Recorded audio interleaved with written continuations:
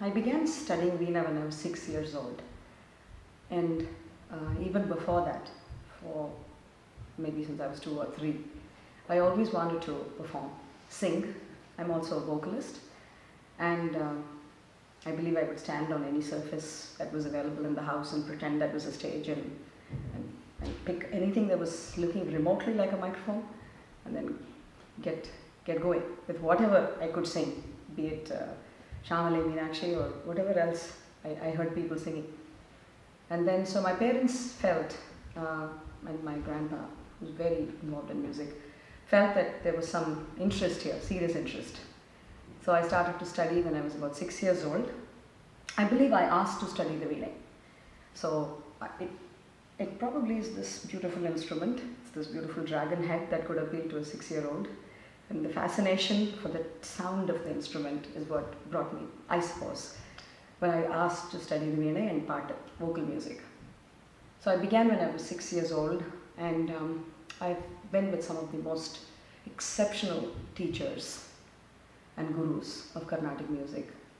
And as we all know, Carnatic music is an oral tradition, a tradition where we get everything directly from source by word of mouth.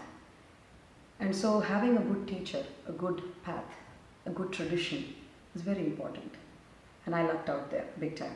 So my gurus have been Sri Devakota Narayani Iyengar, one of the very great Vidwans of yesteryears, Srimati Kamala Ashwathama, who is the mother of Veena Gayatri.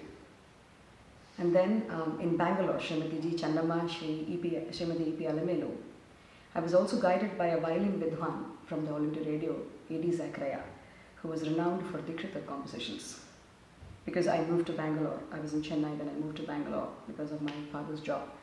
Coming back to Chennai, back when I was about 13 or 14 years old, I had my Arangeshram in Bangalore, I was 13. Then I started to study with Srimati Kalpana Swaminathan, one of the greatest ever Veena artists of all times.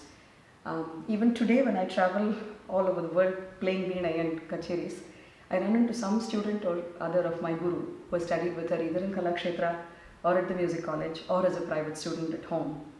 And it never ceased to amaze me that I would visit her after all these years when she passed away in 2011.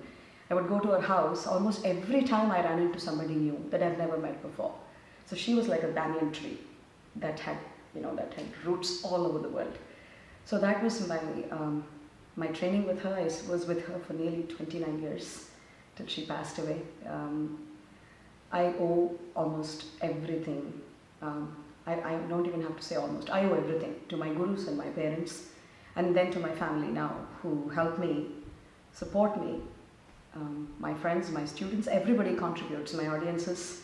Everybody contributes to one's passion and following one's passion, and particularly in an art form like this, which involves so much more.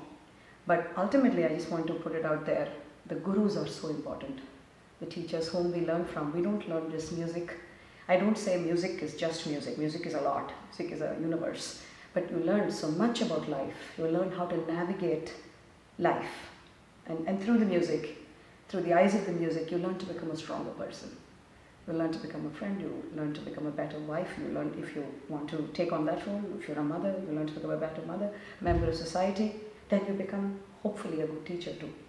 So I hope my students, I have a few students, 50 or 100, I don't know how many, but whomever I come in contact with, I hope I'm able to pass on that beauty of that music. And so it is so important that we have this tradition and we're passing it on.